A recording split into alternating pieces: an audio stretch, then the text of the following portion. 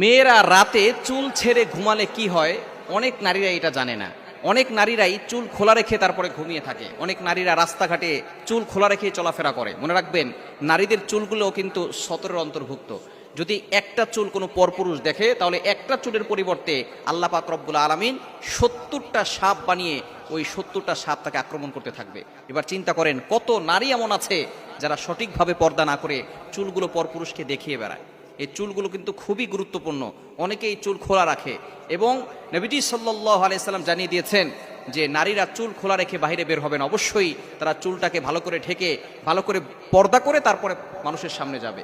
কিন্তু অনেক নারী এমন আছে যে তারা চুল খোলা রেখে রাস্তাঘাটে চলাফেরা করে এবং অনেক সময় আমাদের যে সমাজ আছে, বিল্ডিংয়ের ছাদের উপরে, বাসার ছাদের উপরে তারা চুল খোলা রেখে চলাফেরা করে এবং যখন আজান দেয় তখন তারা চুল খোলা রাখে।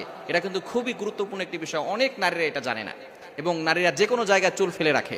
এই চুল যে কোনো জায়গায় ফেলে রাখলে কিন্তু আপনাকে ব্ল্যাক ম্যাজিক করতে পারে কিছু মানুষ। এবং অনেকে আছে যে চুল যেখানে সেখানে ফেলে দেয়, চুল যখন ঝরে পড়ে যায় যেখানে সেখানে ফেলে। নবীজি সাল্লাল্লাহু আলাইহি সাল্লামের চুল মোবারক নিয়েই কিন্তু এক ইহুদি মহিলা 11টা গিরা দিয়ে তাবিজ করেছিল। সুতরাং চুলগুলো খুব সাবধানে রাখার চেষ্টা করবেন। চুলগুলো জমিয়ে মাটিতে গর্ত করে তারপরে সেখানে পুঁতে রাখবেন। এটাই হচ্ছে সঠিক নিয়ম। অনেকে চুল যেখানে সেখানে ফেলে দেয়, যার কারণে পরবর্তী সময়ে সে বদনজরের শিকার হয়, এরপরে জাদুর শিকার হয়। এজন্য অবশ্যই আমাদেরকে বিষয়ে সতর্ক থাকতে হবে।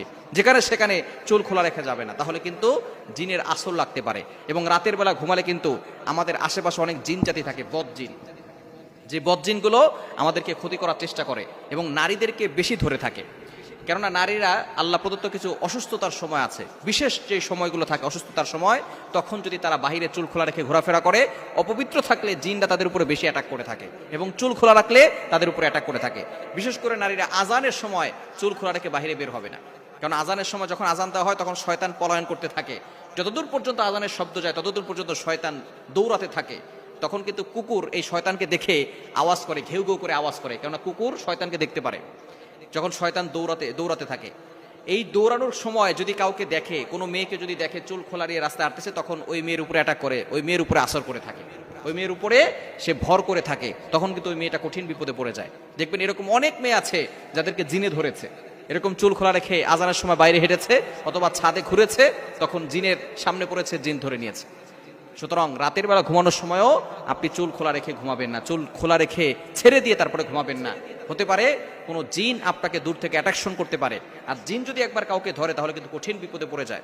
যখন কোনো মানুষের ভিতরে জিন ভর করে তখন কিন্তু সেই মানুষের কতটা কষ্ট হয়, যাদের উপরে ভর করে তারাই মাত্র বুঝতে পারে, এছাড়া অন্য কেউ বুঝতে পারবে না।